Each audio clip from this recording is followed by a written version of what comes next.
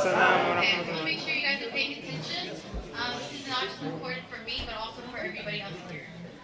Because when you listen to me, you'll see why. So I'd like to start out by saying I'm not much of a public speaker, but I made it here because there's a voice from within that needs to touch everyone's heart here. So as I speak, may all our hearts listen, because this is for you. As we are sisters and brothers in Islam, we must stick together. As the Prophet sallallahu alaihi wasallam said, what means, verily the believers are like a structure, each part strengthening the other. And the Prophet, may peace be upon him, claps his fingers. It shows you that they're united, how strong we can be. And if you think about it, how the world is right now and how they're trying to separate Muslims, and you see how weak a lot of Muslims are because of that. Okay, so my name is Yasmeen, a pharmacist, but it doesn't mean that I got it all together, because in actuality, I don't. Same goes for you. We're all dealing with issues, whether it's personal, family, or health conditions. As the saying goes, we are fighting battles that many know nothing about. But may we always remind ourselves it's temporary, and our life shouldn't be centered around burying a hole and dwelling in it, and allowing our circumstances to destroy us and to steal our precious time, the time we have left to breathe. This dunya is temporary, so don't die for it. Speaking of this dunya, which means this life, I first started uncovering a deeper layer of this dunya prior to pharmacy school, during my undergraduate years, when I decided to major in sociology alongside biology. For those who don't know what sociology is, it is the study of society. I emphasize sociology because it was then I realized how society doesn't play a role in our development, but also major aspects of it is purposely designed to destroy community, the image of family, and more sadly, aims to destroy the self. You may ask, why are they doing that? Because they know when you're alone, you're weaker. And when you are weaker, they are more powerful. So, with that said, may we unify with our Muslim family, not just that, but also your friends, and all together as a Muslim community. For unity is what they fear, but it makes us stronger, as we prepare together for our graves that awaits us. As the Prophet sallallahu alaihi wasallam said, what means, verily the believers, again, are like a structure, each part strengthening the others. And the Prophet claps his fingers. So again, I'm telling you how important unity is. So, love your sisters in Islam, love your brothers in Islam. And loving them is not watching them go astray. Loving them is not only wanting the best for them, but helping and pushing them to be their best. And truly loving someone, loving a person, is guiding them to everlasting happiness, paradise. And may Allah protect us and grant us paradise without previous torture. So with that said, I hope the following, as I continue, finds you well, and may it leave you with a change of heart.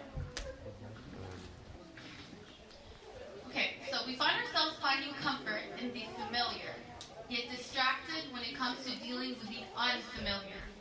Then we run into this world of concrete space to be wasted as we pace through distraction after distraction without a minute to spare. For thoughts of the unfamiliar we are so not prepared for.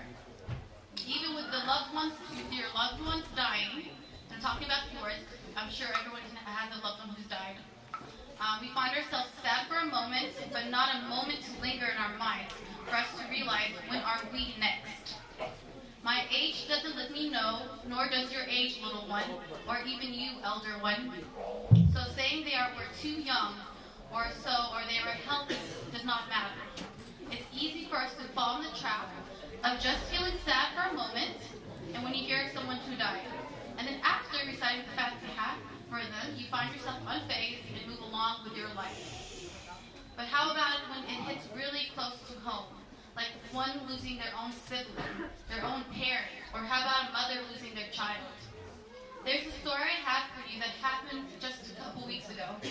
Maybe like a week or 2 weeks ago. And she's from a family I knew about for years.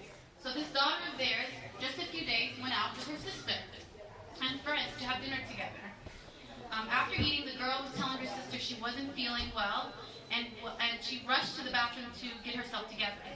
Upon getting back to her seat at the restaurant, she She tells her sister again she's feeling dizzy, and then immediately she falls to the ground. And she didn't make it to the hospital. Rather, in the ambulance, she died. She was 18 or 19 years old.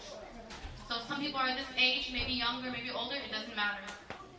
How does that feel for that sister to see her younger sister in her last moments? How does it feel for the mother to get a sudden, unexpected call, which she did, telling her that her daughter died? The daughter who was just healthy and just went out to enjoy her time with her sister and friends. And again, this just happened a few weeks ago. How about the best of creations, our beloved Prophet, sallallahu alaihi wasallam? He lost his mother. Imagine the pain. He lost all his children except Fatima before his death. Imagine that pain. Imagine the pain of losing a child, much less all but one. So he had all but one. He lost his beloved wife, Khadija, the most beloved wife. May Allah protect her. Imagine the pain. My point is, death is near and loved ones are dying. And this is a wake-up call indeed. May we better be prepared before we die ourselves. Let me pause for a moment and ask you this. Are you ready for death? I'm sure all of us can agree no one in this room feels ready. I don't, and I see loved ones dying day by day, and one after another, regardless of their age, regardless of their health status, and that's putting me into reality check. So, as I was saying, age doesn't matter, nor your health. When it's your time to go, it's your time to go. To leave this dunya we call home. And build this white picket fence around dreams. Dreams constructed by society. You know what I'm talking about, the fancy car, we want the fancy life that makes you look important, the dream wedding, girls, you know what I'm talking about. And don't forget, just have fun mentality. So the unfamiliar I'm referring to, if you haven't gotten it yet, is death. So many may ask, why be so bold? My response to such a question is, if I'm not bold, then who will be? Not an easy topic, but a topic that we all share, because we will all, every one of us will taste death, and there's no return. No return to change, no return to be able to use your time wisely, no return to put any work in, no return to see things differently, act accordingly. So let me put it into a different perspective. Let's say if we had money scattered around us, would you go on with your day without gathering it, or would you take it? We would take it. I would. It's available for anyone to take. We would take every bit of that money that's around us. It's there scattered right in front of you. We would see that as, wow, life changer. But how, and then let's say every day you see that money around you and you can just pick it up easily. Then you would consider that life changer. But what if I were to tell you we actually have gold and diamonds that many can easily take, but yet they don't jump on it. Rather, it remains untouched. Would you believe me? This gold and diamonds I'm referring to is the wealth of knowledge, dhikr, Quran, acts of worship that will lead you to everlasting happiness. Really pay attention to everlasting. So, it makes sense. Would you want to work for something that's ending the happiness or happiness that's actually everlasting? Your choice. So why are we fighting for money when we have gold and diamonds untouched? I say all this so that we may take advantage of our precious time before time runs out, before we meet the angel of death. A time we have now is the time that is gone for some, and soon will be for some of us here. So starting now, work on yourself, not tomorrow, not in a week, not in a month, not in, New Year's resolution time, as they say. Not when I feel like it, because none of that is guaranteed. Death is a reality, and we don't know when we are next. With that said, it's time to act on yourself now and work in this dunya for our hereafter. So I compiled, just to make it easy for all of us, including myself, I compiled a summarized list of what to do, and hopefully you guys have checked off some of these. So number one, be aware that death is near you. I hope from this speech you can have that checked off your list. Number two, perform your obligations, which includes the 5 obligatory prayers. Make time for them, for one who does not pray out of laziness commits a major sin. A major sin should never be taken lightly, for the worst torture here in this dunya is nothing to compare to that of hellfire. Again, the worst torture here in this dunya is nothing compared to hellfire.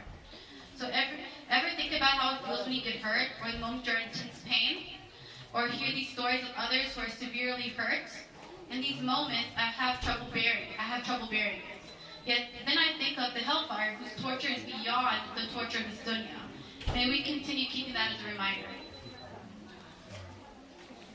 Number 3, take Islamic lessons by trustworthy teachers.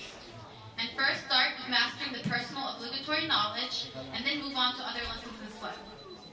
Number 4, motivate and push your loved ones, or even strangers, by teaching them, taking them with you to lessons. This is da'wah. Remember what we take to our grave. The Prophet ﷺ said what means 3 things follow a deceased person. 2 of them return and 1 remains. So we have 3 things. We got his family, his wealth, his deeds follow him. His family and wealth return, but his deeds remain.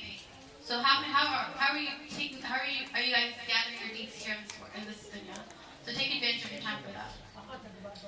Now, number 5, music. Music affects your heart whether you realize it or not. Yes, I used to listen to music often, but I came to the point asking myself, what are these singers doing to my life? Really think about it. When you do, you'll realize it only hinders you, keeps you drowning in distractions. Also, music hardens our hearts and keeps us so out of touch with reality. Remember, the heart is such a precious organ. The Prophet ﷺ said that in the body there is law of flesh, which is good, the whole self is good. And if corrupt, the whole self is corrupt. He said it is the heart. This hadith is narrated by Al-Bukhari and Muslim. Now I have advice for guys and girls. So guys, choose wisely. So I'll start with the guys. Guys, choose wisely who you have as your wife.